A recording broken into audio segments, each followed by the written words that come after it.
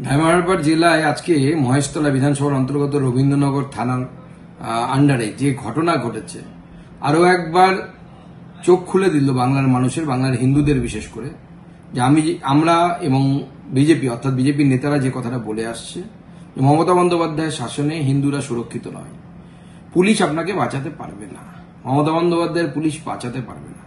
আজকে তুলসী গাছ তুলে ফেলাকে কেন্দ্র করে যে গন্ডগোল, যে সাম্প্রদায়িক দাঙ্গা শুরু হলো, দাঙ্গা বলা ঠিক নয়, একতরফা মুসলমানরা হিন্দুদের বাড়িঘর ভেঙেছে, হিন্দুদেরকে মেরেছে, এমনকি পুলিশকে পর্যন্ত ছাড়েনি।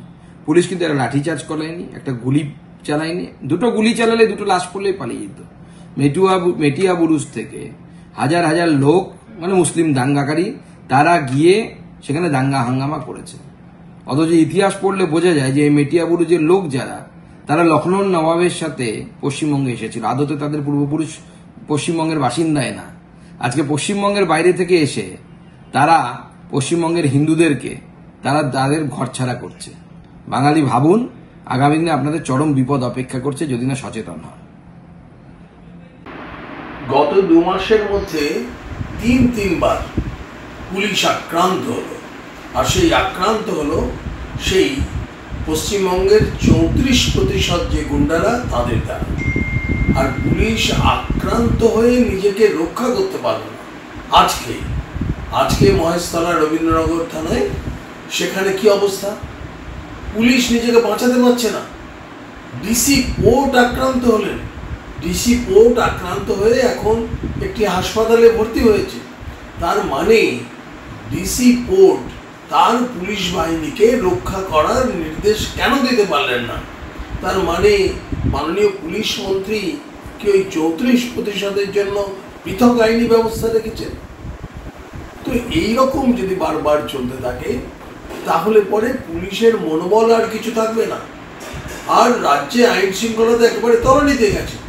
যে অবস্থা হয়েছে মহেশতলায়, মাননীয় পুলিশ মন্ত্রীর একেবারে মানে কমব্যাট ফোর্স দেওয়া এবং ইমিডিয়েট প্যারামিলিটারি ফোর্সকে ডাকা উচিত ছিল। রাজ্যের পুলিশ মন্ত্রী বা মাননীয় মুখ্যমন্ত্রী ইচ্ছে করলে শুধু প্যারামিলিটারি নয়, সেনাকেও নামাতে পারে, সে অধিকার তাকে সংবিধানে দেওয়া আছে। কিন্তু তিনি 34%-এর রক্ষাকর্তা পুলিশকে মার খাইয়েও। আমরা একটার পর একটা দেখতে থাকুন 2011 সাল থেকে, আর এই আজকের ঘটনা এখনো শান্ত হয়নি। তাই আমি সমস্ত যারা আমার এই কথা শুনছেন তাদেরকে অনুরোধ করছি, আপনারা আপনাদের মন্তব্য লিখুন যে পুলিশকে রক্ষা করতে কেন আইপিএসরা ব্যর্থ হচ্ছেন, কেন মাননীয় মুখ্যমন্ত্রী শুধু ওই 34%-এর জন্য আলাদা আইন করে রেখেছেন। পুলিশ অফিসাররা, পুলিশ আধিকারিক, পুলিশ কর্মীরা মার খেলেও চলবে। আপনারা দেখবেন আজকে মহেশতলায় যেভাবে আক্রমণ হয়েছে, যেভাবে ইট বৃষ্টি হয়েছে, যেভাবে একের পর এক মোটরসাইকেল গাড়ি জ্বালিয়ে দেওয়া হয়েছে, সমস্ত কিছু ভাঙচুর হয়েছে, একবারে থানা থেকে 10-15 গজ দূরে। অথচ সেখানে কোনো কলকাতা শহরের মধ্যে, যেখানে তো কমব্যাট ফোর্স চাইলে মুহূর্তের মধ্যে 7 মিনিটের মধ্যে আসতে পারে।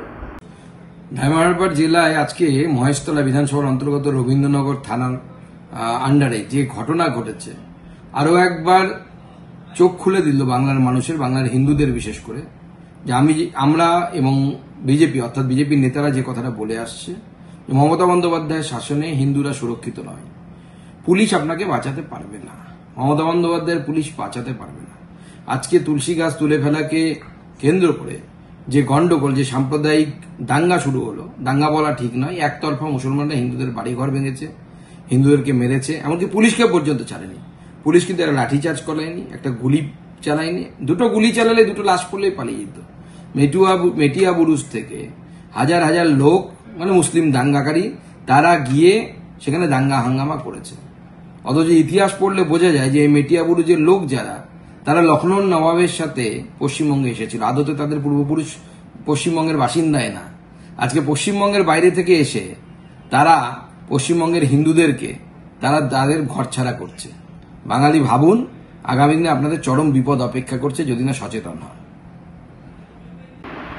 গত 2 মাসের মধ্যে তিনবার পুলিশ আক্রান্ত হলো, আর সেই আক্রান্ত হলো সেই পশ্চিমবঙ্গের 34% যে গুন্ডারা তাদের দ্বারা। আর পুলিশ আক্রান্ত হয়ে নিজেকে রক্ষা করতে পারল না। আজকে মহেশতলা রবীন্দ্রনগর থানায় সেখানে কি অবস্থা, পুলিশ নিজেকে বাঁচাতে পারছে না। ডিসি পোর্ট আক্রান্ত হলেন, ডিসি পোর্ট আক্রান্ত হয়ে এখন একটি হাসপাতালে ভর্তি হয়েছে।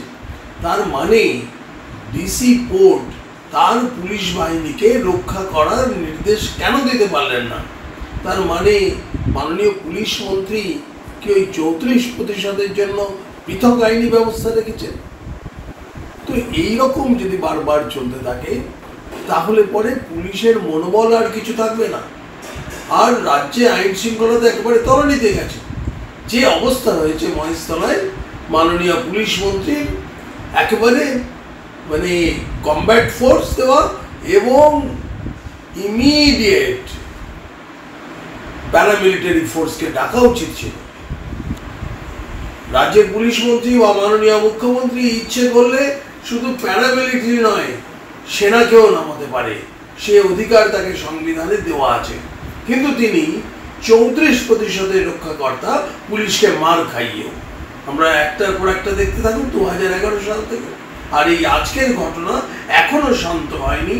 তাই আমি সমস্ত যারা আমার এই কথা শুনছেন তাদেরকে অনুরোধ করছি, আপনারা আপনাদের মন্তব্য লিখুন যে পুলিশকে রক্ষা করতে কেন আইপিএসরা ব্যর্থ হচ্ছেন, কেন মাননীয় মুখ্যমন্ত্রী শুধু ওই 34%-এর জন্য আলাদা আইন করে রেখেছেন। পুলিশ অফিসাররা, পুলিশ আধিকারিক, পুলিশ কর্মীরা মার খেলেও চলবে।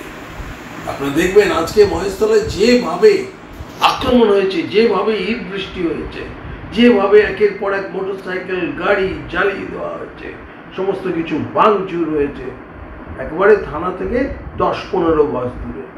অথচ সেখানে কোনো কলকাতা শহরের মধ্যে, যেখানে তো কমব্যাট ফোর্স চাইলে মুহূর্তের মধ্যে 7 মিনিটের মধ্যে আসতে পারে। ধাইমারপাড় জেলায় আজকে মহেশতলা বিধানসভার অন্তর্গত রবীন্দ্রনগর থানার আন্ডারে যে ঘটনা ঘটেছে, আরো একবার চোখ খুলে দিল বাংলার মানুষের, বাংলার হিন্দুদের বিশেষ করে, যে আমরা এবং বিজেপি অর্থাৎ বিজেপির নেতারা যে কথাটা বলে আসছে, মমতা বন্দ্যোপাধ্যায়ের শাসনে হিন্দুরা সুরক্ষিত নয়, পুলিশ আপনাকে বাঁচাতে পারবে না, মমতা বন্দ্যোপাধ্যায়ের পুলিশ বাঁচাতে পারবে না। আজকে তুলসী গাছ তুলে ফেলাকে কেন্দ্র করে যে গন্ডগোল, যে সাম্প্রদায়িক দাঙ্গা শুরু হলো, দাঙ্গা বলা ঠিক নয়, একতরফা মুসলমানরা হিন্দুদের বাড়িঘর ভেঙেছে, হিন্দুদেরকে